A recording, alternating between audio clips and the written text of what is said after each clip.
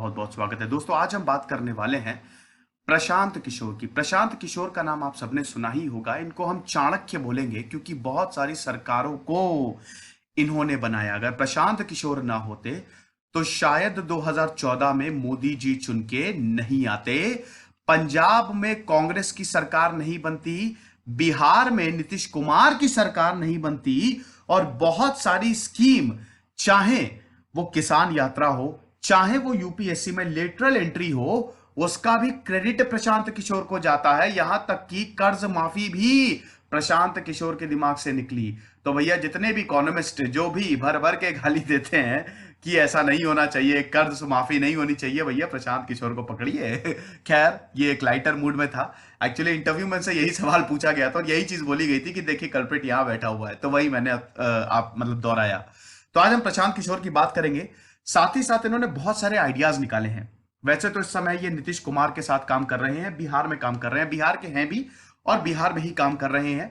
और बिहार की हालत दोस्तों बहुत अच्छी नहीं है। बहुत अच्छी बात है कि प्रशांत किशोर जैसे लीडर जो है वो बिहार में है, बहुत अच्छी बात है। लेकिन फिर वही घूम फिर के बात आ जाती है कि पॉलिटिक्स वहां की आप जानते ही किस तरीके की है। अब अच्छी बात यह है कि प्रशांत किशोर ने एक पूरी मुहिम स्टार्ट की है। इनकी जो आईपैक है, पॉलिटिकल एक्शन कमिटी, जो कि पहले सीएजी थी, ठीक है, सिटीजंस ऑफ गवर्नमेंट अकाउंट, ठीक है। तो हम ये देखते हैं कि इनकी जो आईपैक है जिसके लिए काम करते हैं, जो इन्होंने बनाई, वो बहुत ही अच्छा काम करती है। वो पॉलिटिकल स्ट्रैटेजीज बनाती है और बहुत सारे वॉलंटियर जो हैं इसके लिए काम करती हैं। लेकिन सबसे अच्छी बात है, इनका एक प्रोग्राम है यूथ इन पॉलिटिक्स, ठीक है। इनका मिशन है कि बिहार में 1 लाख नौजवानों को लेके आए जो कि पढ़े लिखे हों। युवा जो है, युवाओं का जो पार्टिसिपेशन है वो पॉलिटिक्स में बहुत कम होता जा रहा है। आपको जान के हैरानी होगी दोस्तों कि प्रशांत किशोर बताते हैं कि 1993 में जो आंकड़ा था पार्लियामेंट में, जो युवा थे 40 साल के कम, वो थे 26%। अभी पता है कितने युवा हैं? सिर्फ और सिर्फ 7%। 7% में से 67% जो हैं वो परिवार से आते हैं, वो किसी बहुत बड़े परिवार से आते हैं, या तो उनके पिताजी पॉलिटिशियन या उनके दादाजी पॉलिटिशियन।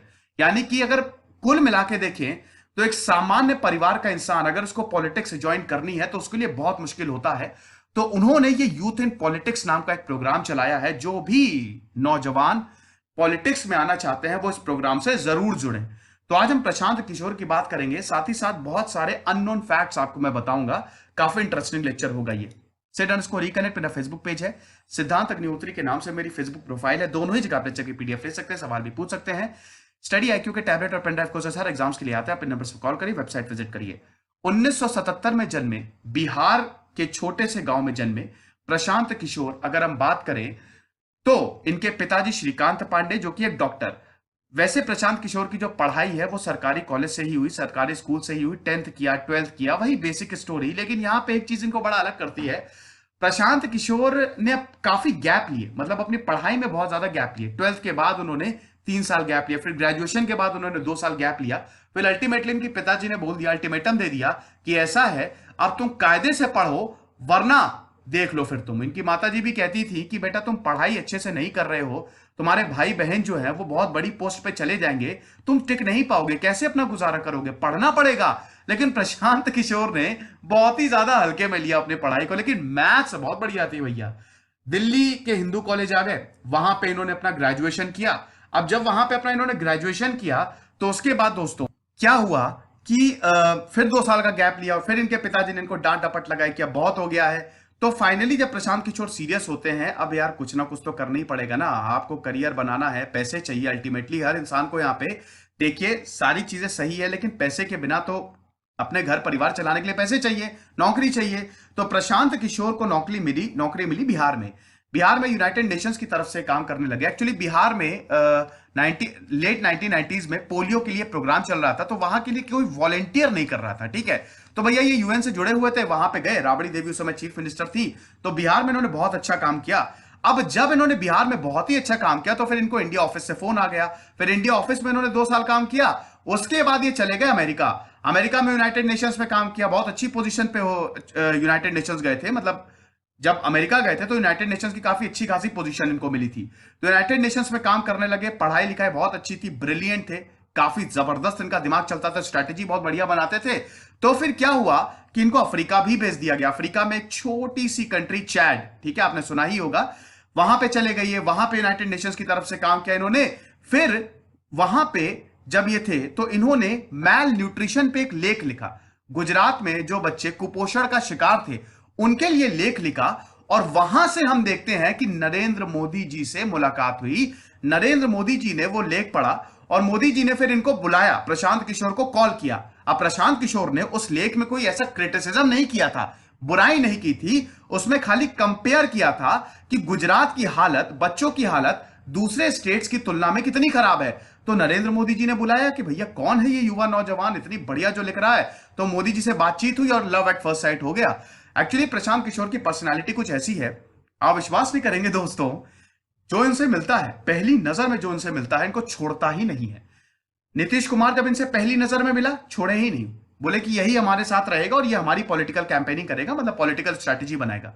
उसके बाद जब राहुल गांधी से पहली बार मिले उन्होंने भी नहीं छोड़ा कि यही हमारे लिए पॉलिटिकल स्ट्रैटेजी बनाएगा। तो इस तरीके से कुछ प्रशांत किशोर का व्यक्तित्व है। 2019 में दोस्तों आपको पता ही है कि आंध्र प्रदेश में चुनाव हुए और वहां पे वाईएसआर कांग्रेस है, ठीक है, आपको पता ही है, जगन मोहन रेड्डी है वहां के चीफ मिनिस्टर। प्रशांत किशोर ने उनकी भी मदद की थी। वाईएसआर कांग्रेस ने प्रशांत किशोर को बुलाया कि आप हमारे साथ आइए, अब हमको आपकी जरूरत है।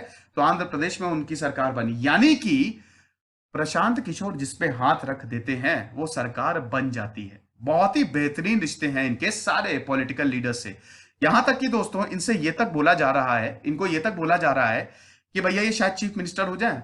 जी हां, अगर बिहार में ये इलेक्शन लड़े तो चीफ मिनिस्टर हो सकते हैं और शायद ये देश का भविष्य है, बिल्कुल। लेकिन प्रशांत किशोर बोलते हैं अभी 10 साल तक मुझे बिल्कुल भी पार्लियामेंट में नहीं जाना, मैं सिर्फ और सिर्फ अभी बिहार में काम करूंगा। 2018 में इन्होंने जेडीयू, जो कि नीतीश कुमार की पार्टी है, वो ज्वाइन कर ली और अभी मुझे सिर्फ और सिर्फ बिहार में ही काम करना है, ठीक है। तो ये चीज है। तो अब दोस्तों 2009 आता है, मोदी जी के लिए प्रशांत किशोर काम करते हैं और 2009 में मोदी जी के पास फेसबुक था लेकिन वो यूज नहीं करते थे। अच्छा, प्रशांत किशोर सोशल मीडिया का बहुत जबरदस्त तरीके से यूज करते हैं। इनकी पूरी एक पॉलिटिकल स्ट्रैटेजी है, ठीक है। तो यहां पे उन्होंने मोदी जी से बोला कि आप सोशल मीडिया पे हैं, आप यूज नहीं करते। और तब इतने बड़े मोदी जी लीडर भी नहीं थे, वो गुजरात के सीएम थे। ऐसा नहीं था कि ये आके प्राइम मिनिस्टर के कैंडिडेट हो जाएंगे। इसमें प्रशांत किशोर का बहुत बड़ा हाथ है, ठीक है ना। उस समय जितनी भी बातें बीजेपी करती थी ना, जितने भी मॉड्यूल्स थे, वो सब किशोर डिजाइन करते थे बीजेपी के लिए, ठीक है। तो बीजेपी को 2014 में जिताया और यही काम इस समय अमित शाह कर रहे हैं। और ऐसा बोला जाता है कि अमित शाह और किशोर के जो रिश्ते हैं वो अच्छे नहीं है, थोड़े से बिगड़े हुए हैं। हालांकि दोनों ही नेता इन बातों का खंडन करते हैं, लेकिन प्रशांत किशोर का मानना है कि मेरे जितने भी पॉलिटिकल लीडर्स हैं सबसे बहुत अच्छे रिश्ते। और ये सच बात भी है, सारे लीडर्स जो हैं प्रशांत किशोर को उनकी काफी इज्जत करते हैं, ठीक है। तो हम यहां पे देख रहे हैं कि मोदी जी के लिए उन्होंने स्ट्रैटेजीज बनाई और 2013 में इन्होंने citizens for accountable governance CAG की स्थापना की और यही बात में आईपैक बना, ठीक है ना। आईपैक इस समय बहुत बड़ी संस्था हो गई है दोस्तों, पॉलिटिकल एक्शन कमिटी। ये क्या करती है, ये स्टूडेंट्स को लेके आती है, यंग प्रोफेशनल्स को लेके आती है और पॉलिटिकल अफेयर्स, पॉलिटिकल पार्टी को हेल्प करती है। समझ रहे हैं ना। एक चीज और है यहां पे, जरूरी नहीं है, चीज और है दोस्तों, जरूरी नहीं कि आईपैक पॉलिटिकल पार्टी को ही हेल्प करे। इनके भी क्राइटेरिया होते हैं। अगर आप में इनको क्षमता दिखी तो आपकी भी हेल्प करेंगे भैया। तो देख लो, जिसको भी इलेक्शन लड़ना है और बहुत ही जेन्युइन है तो आईपैक से आप संपर्क कर सकते हैं, इनसे जुड़ सकते हैं। और बहुत ही अच्छी संस्था है ये और बहुत सारी पॉलिटिकल पार्टीज की इन्होंने मदद की है। अब प्रशांत किशोर का काम करने का तरीका बिल्कुल अलग है। प्रशांत किशोर बताते हैं मैं बहुत ही ज्यादा इंपेशेंट हूं। 2014 में बहुत सारे मॉड्यूल्स इन्होंने भारतीय जनता पार्टी के लिए डिजाइन किए। इनके लिए देखिए, ये अलग अलग मॉड्यूल्स डिजाइन करते हैं और उसके ऊपर उसके बाद उसके ऊपर इंप्लीमेंटेशन होता है। अब जैसे मान लीजिए रैलीज, ठीक है, पद यात्रा या जाके रैलीज करना, भाषण देना, ये एक मॉड्यूल है। दूसरा मॉड्यूल क्या होगा, चाय पे चर्चा, कि चाय पे चर्चा करनी है, सारे लीडर्स आएंगे और वहां पे चर्चा होगी। तीसरा मॉड्यूल क्या होगा, जो 3D रैलीज होंगी, ठीक है, मतलब होलोग्राम से। भैया देखा है ना, कई बार प्रधानमंत्री जी ने 3D रैलीज की, लोग बहुत ज्यादा खुश हो गए। नहीं थे, लेकिन होलोग्राम की मदद से उनके पूरा मतलब उनको प्रोजेक्ट किया गया। फिर रन फॉर यूनिटी, ये सारे इनके लिए एक मॉड्यूल थे। ये चीज आप समझ रहे हैं, ये सब मॉड्यूल थे इनके लिए। और जब इन पे एग्जीक्यूट किया, इनको इंप्लीमेंट किया, तो 2014 में क्या रिजल्ट आया, वो आपको पता ही है। तो बहुत ही स्ट्रैटेजिक तरीके से काम करते हैं प्रशांत किशोर। पहले इनकी टीम जो है, प्रशांत किशोर पहले बहुत अच्छे से स्टडी करते हैं, क्या क्या दिक्कतें हैं, कंपेयर करते हैं दूसरे स्टेट से, और उसके बाद फिर प्लान बनाते हैं। और उसके बाद जब आपने इतना काम कर लिया तो भैया जीत तो मिलनी ही है। ऐसा हो सकता है क्या कोई पॉलिटिकल पार्टी हारे? नहीं। अब 2014 के बाद 2015 में इन्होंने बीजेपी को छोड़ दिया। हालांकि दोस्तों इसका रीजन प्रशांत किशोर ये देते हैं, लेटरल एंट्री का इसमें ये बताते हैं कि एक्चुअली ये लेटरल एंट्री चाहते थे। प्रशांत किशोर का ही ये आइडिया था कि लेटरल एंट्री हो। लेटरल एंट्री आपको पता ही, इस पे बड़ा बवाल भी हुआ था, काफी ब्यूरोक्रेट्स ने इस पे सवाल भी उठाया था कि यूपीएससी में बाहर के लोगों को, जो यूपीएससी एग्जाम नहीं निकाल के आए और बाहर के लोगों को लेना चाहिए कि नहीं। बहुत सारे देशों में दोस्तों इसका प्रावधान है, और प्रशांत किशोर यहां पे बहुत सारे एग्जांपल्स देते हैं कि भारत के जो बहुत बड़े बड़े प्रोग्राम्स जैसे अमूल, ठीक है, मिल्क यूनियन जब बना, ठीक है, व्हाइट रेवोल्यूशन पे मेरा एक पूरा सेपरेट लेक्चर है, आप जरूर देखिएगा। भारत में व्हाइट रेवोल्यूशन आया, ठीक है, उसके बाद फिर जो ग्रीन रेवोल्यूशन आया भारत में, स्वामीनाथन लेके आए। फिर उसके बाद ये बोलते हैं कि विक्रम साराभाई ने जो स्पेस प्रोग्राम शुरू किया, होमी भाभा ने atomic programme, APJ Abdul Kalam का मिसाइल प्रोग्राम, तो वो लोग को यूपीएससी के वो नहीं थे, वो लोग यूपीएससी क्रैक करके नहीं आए थे, वो अपनी फील्ड में माहिर थे। तो यहां पे ये बोलते हैं कि अगर मान लीजिए कि कोई डैम का काम है और डैम का काम करना है, हमको पूरा डैम बनाना है, और एक यूपीएससी से बंदा सिलेक्ट होकर आ रहा है, वो सिविल सर्वेंट है, लेकिन ऑन दी अदर हैंड हम एक देखते हैं कि एक सिविल इंजीनियर है जिसने ढेर सारे डैम बनाए हैं, और सिविल सर्वेंट ये कार्यभार संभाल के आ रहा है से एजुकेशन डिपार्टमेंट का। तो ये सिविल सर्वेंट अच्छा करेगा उस डैम को बनाने में कि जिस इंसान ने इतने सारे डैम पर बना दिए हैं? यानी कि जिसका काम उसी को साझे। इसीलिए बाहर से स्पेशलाइज्ड लोगों को लेके आओ जो काम में बेस्ट हो। जैसे कि अभी आपने देखा कि आयुष्मान भारत, वो जो स्कीम है वो लॉन्च की गई, बहुत अच्छी बात है, सबको इंश्योरेंस सेक्टर में लाने की कोशिश की गई कि सबका मेडिकल इंश्योरेंस तो होना ही चाहिए। लेकिन अगर मान लीजिए कि यहां पे आयुष्मान भारत में ये जो पूरी स्कीम है, पूरा ये जो मैनेज अगर सिविल सर्वेंट करते हैं, जो कि कर रहे हैं, ठीक है, या फिर हम उनकी राय लेंगे जो डॉक्टर्स बहुत ही पढ़े लिखे हैं और जिनको इस फील्ड में एक्सपीरियंस है, तो वो इस फील्ड में काफी ज्यादा एक्सपीरियंस है, तो उनकी राय, उनका इंप्लीमेंटेशन ज्यादा अच्छा होगा। तो इस तरीके से लेटरल एंट्री कारगर साबित होगी। हालांकि इसका बहुत ही एक वो भी है काउंटर एग्रीमेंट, क्या है कि भैया ऐसे कैसे लेटरल एंट्री, एक इंसान जो है वो इतना पढ़ता है, दिन रात मेहनत करता है, ऐसे तो और दिक्कत हो जाएगी। तो यहां पे यूपीएससी के सिविल सर्वेंट को पूरा हक है। और क्या इसमें गारंटी है कि जो इसमें लेटरल एंट्री होगी उसमें सरकार के आदमी नहीं होंगे? सरकार के आदमी होंगे, लेटरल एंट्री हुई, सरकार ने अपने आदमी धर लिए, तब फिर क्या होगा? तो वो भी इसके, खैर ये एक डेबेटेबल इशू है, ठीक है। लेकिन प्रशांत किशोर का मानना है कि अगर कोई स्पेसिफिक काम हो रहा है और उसमें हम स्पेसिफिक फील्ड के इंसान को ले आते हैं तो काम ज्यादा अच्छा होता है, ठीक है, बजाय कि अगर सिविल सर्वेंट डेफिनेटली सबसे बड़ी पोस्ट होती है, दुनिया का सबसे टफ एग्जाम के आते हैं, लेकिन जरूर निकाल के आते हैं, लेकिन जरूरी नहीं है कि जो वो काम कर रहे हैं उसके बारे में उनको पता हो, ठीक है। तो ये प्रशांत किशोर का तर्क है, हालांकि मेरा कुछ और मानना है, ठीक है। वैसे मैं इतना लेटरल एंट्री को सपोर्ट नहीं करता, तो प्रशांत किशोर का ये मानना है, उन्होंने अपने तर्क दिए। आपका क्या मानना है मुझे कमेंट बॉक्स में जरूर बताइए, क्या लेटरल एंट्री होनी चाहिए या फिर नहीं होनी चाहिए? तो भैया ऐसा है कि प्रशांत किशोर ने जब लेटरल एंट्री का सुझाव दिया तो सरकार ने, आपको पता ही है, फिर मीडिया में भी आया और मीडिया में यह हुआ कि लेटरल एंट्री हो सकती है, लेकिन बीजेपी सरकार ने इसको अमल नहीं किया। तो प्रशांत किशोर बताते हैं कि मैं बहुत ही इम्पेशेंट आदमी हूं, दिसंबर आ गया, 2015 तक कोई भी इंप्लीमेंटेशन नहीं, और यही एक बहुत बड़ा रीजन था कि मैं अलग हो गया फिर बीजेपी से। हालांकि बहुत सारी और भी चीजें आई कि अमित शाह की वजह से कुछ थोड़ी बहुत तल किया, लेकिन जो प्रशांत किशोर ने अपने इंटरव्यूज में कहा है वो यही रीजन दिया है, ठीक है, कि इसलिए मैं अलग हो गया। और उसके बाद बिहार चले गए। उसी दिन, उसी दौरान नवंबर में ही, 2015 में ही इनकी मुलाकात हुई नीतीश कुमार से। तो नीतीश कुमार इनको अपने पास ले आए। जैसे ही पहली मुलाकात में इनसे मिले, दीवाने हो गए नीतीश कुमार, और फिर इनको अपने साथ ले आए कि तुम हमारे साथ आओ, हमारे साथ काम करो। 2015 में फिर नीतीश कुमार के साथ काम करने लगे, लेकिन फिर बिहार छोड़ के आ गए। 2015 से लेकर 2017 तक 2 साल तक ये बिहार से दूर रहे। उसके बाद दोस्तों इन्होंने बहुत सारे काम किए, ठीक है। अब बिहार जब इन्होंने छोड़ा तो फिर पंजाब में चले गए। पंजाब में भी इलेक्शन थे, आपको पता ही है, तो पंजाब में चले गए। अब पंजाब में क्या था कि अरविंद केजरीवाल ने एक स्टेटमेंट दे दिया था, आपको याद होगा कि प्रशांत किशोर का मतलब कुछ था कि शायद प्रशांत किशोर पंजाब में हेल्प कर रहे हैं अमरिंदर सिंह की। तो अरविंद केजरीवाल ने ऐसी मजाक उड़ाते हुए, हंसते हुए बोल दिया कि प्रशांत किशोर को सीएम बना देना चाहिए। एक्चुअली हुआ क्या था कि इंडियन नेशनल कांग्रेस, राहुल गांधी ने प्रशांत किशोर से कांटेक्ट किया।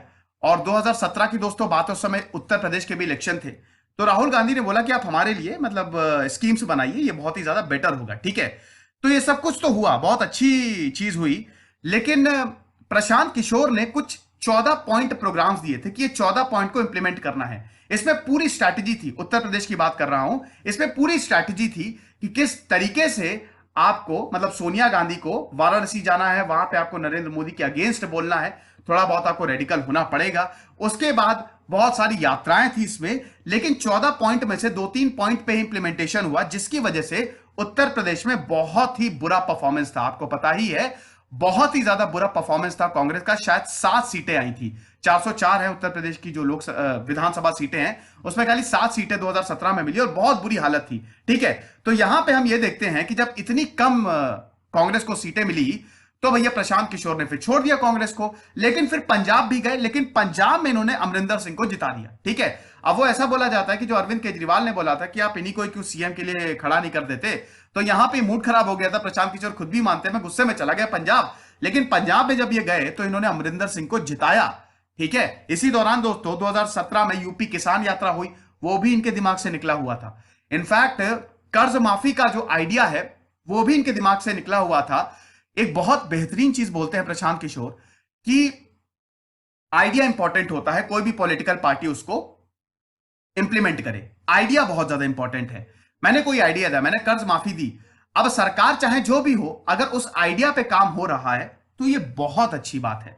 नीतीश कुमार, नीतीश के साथ निश्चय, ये जो कमिटी इन्होंने 7 कमिटीज बनाई है, अलग अलग सेक्टर जो कि सबसे इंपॉर्टेंट होता है स्टेट के लिए, एजुकेशन, मेडिकल, पुलिस, सिक्योरिटी, उनके लिए जो नीतीश के साथ निश्चय प्रोग्राम है, नीतीश की 7 कमिटीज हैं, वो भी प्रशांत किशोर के ही दिमाग से निकला है, ठीक है।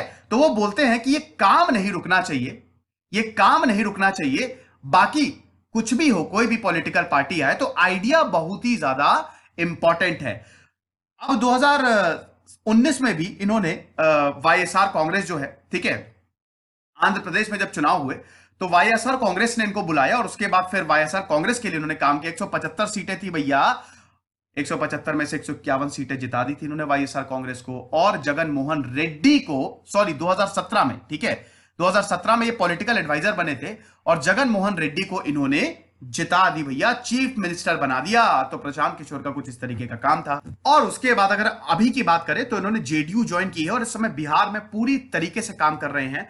और ये प्रशांत किशोर का मानना है कि मैंने बहुत बड़ी गलती की थी। 2015 में इन्होंने बिहार में इन्होंने 1 साल काम किया और उसके बाद फिर ये वापस चले आए। ये पंजाब में काम करने लगे, ये कांग्रेस के लिए उत्तर प्रदेश में काम करने लगे और उत्तर प्रदेश के लिए स्ट्रैटेजी बनाते रहे। लेकिन खैर, उत्तर प्रदेश का जो चुनाव हारे, सिर्फ यही एक ऐसा चुनाव था 2017 में जो उत्तर प्रदेश का चुनाव था, यही एक प्रशांत किशोर की जो आईपैक है, सिर्फ यही एक ऐसा चुनाव था जिसमें प्रशांत किशोर को असफलता हासिल हुई। वरना जहां पे भी प्रशांत किशोर ने हाथ डाला है वो पार्टी जीती है, वो पॉलिटिकल पार्टी जीती है। यहां पे शिवसेना के साथ भी बता रहे थे कि शिवसेना के उद्धव ठाकरे से भी इनकी मुलाकात हुई और शिवसेना से प्रशांत किशोर ने साफ साफ बोला कि अगर आप उत्तर भारतीयों को सिक्योरिटी देते हैं तो मैं आपके साथ बहुत अच्छे से काम करूंगा। आप मुझे ये लिख के दीजिए, आपको पूरी सिक्योरिटी जो है उत्तर भारतीयों को प्रोवाइड करनी है और ये आप बोलिए।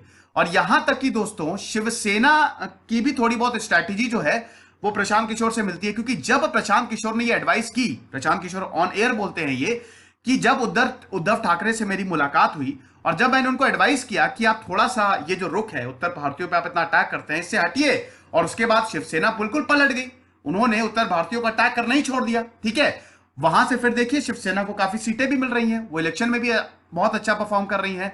तो ये भी प्रशांत किशोर का एक तरीके से 2017 में जो उत्तर प्रदेश के चुनाव हुए थे दोस्तों, इसमें एक्चुअली दिक्कत ये हुई थी कि जैसा कि मैंने बताया कि जो प्लान बनाया था, 14 पॉइंट प्रोग्राम जो बनाए थे और जो कांग्रेस को सौंपे थे, वो उसमें पूरी तरीके से अमल नहीं हो पाया। राहुल गांधी और जो कांग्रेस थी वो अपने हिसाब से कर रही थी, जिसकी वजह से यूपी में कांग्रेस आ रही। यहां पे प्रशांत किशोर को थोड़ा दिक्कत सहनी पड़ी, वो भी इनकी गलती नहीं।